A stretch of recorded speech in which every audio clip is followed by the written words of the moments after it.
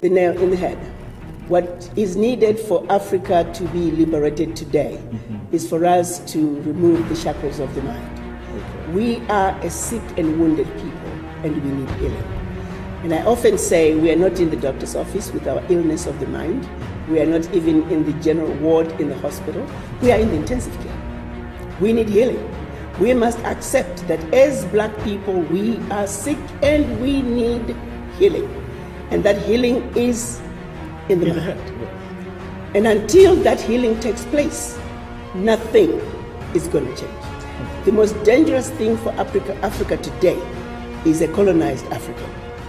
And we need to seek the healing that we deserve in order for Africa to move forward. It's okay to fight as a family, internally. But when the outsider comes in, we forget our differences and we deal with the enemy. Until Africa gets to that point when we stand up proud and tall as Africans and understanding that our sheer survival begins with our unity, nothing is going to change.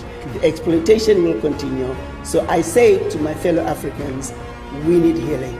Okay. Let's decolonize ourselves. Okay. Let's eliminate the legacy of slavery. And this is true of not only Africans on the continent, but Africans around the globe. Yeah. A simple case of a Chinaman putting up a shop next door to a black man's shop in a black neighborhood. Give it 2 months, the black man is going to go out of business. That's right. Because us black people will patronize the Chinaman or the white guy. Yeah. Why is that? How stupid can we be? But we do it without thinking. Bring that out. Force people to have a serious conversation with the image in the mirror. Who are you? Why are you doing what you're doing? Do you care at all about your children, your grandchildren, and generations to come? When you patronize a non-black person in your black neighborhood, you are dripping. You are robbing money out of your own neighborhood. The black money stays in the black neighborhood. It doesn't even make it half the block. Yeah.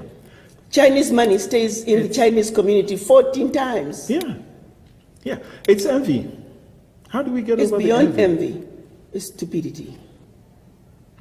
I mean, the low-hanging fruits, the dumb things that we do as black people are mind-boggling. Yeah. Even cocoa. Cocoa should be bringing a heck of a lot more than that. Yeah.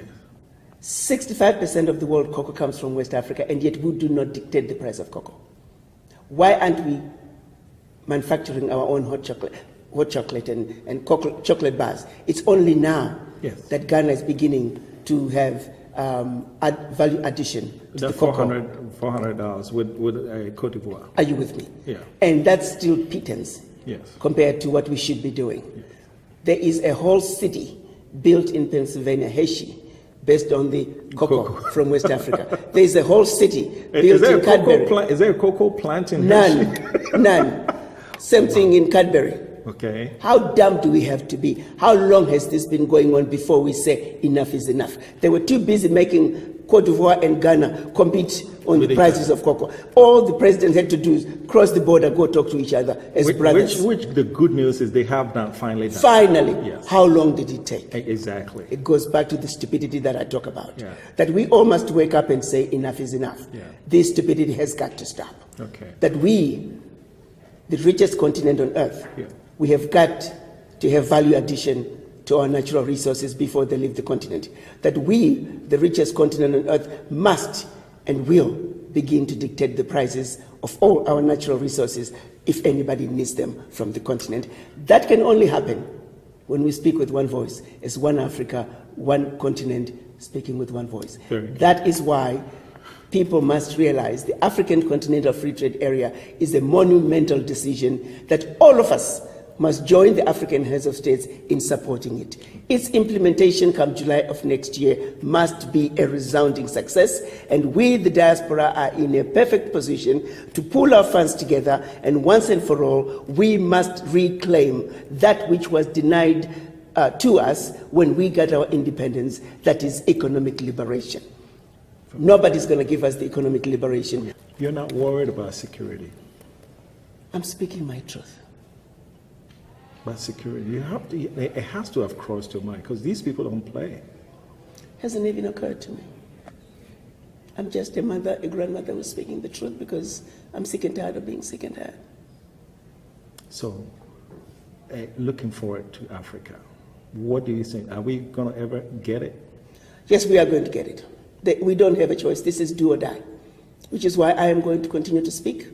I'm going to run around this country like a chicken without a head until every black person who needs to hear the message, who needs to hear the truth about what is really going on in our Africa, has heard.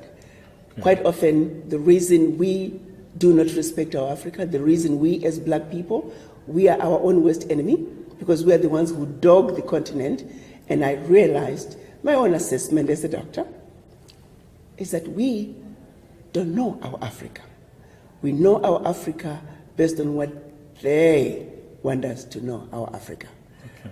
We need to truly understand what is going on on the continent. Sure. And this is one of the reasons why I am continuing to speak, because when we understand what is really going on in Africa, when we can see what the problems are and address them from the root, not from a superficial level, that is when true healing is going to take place. Okay.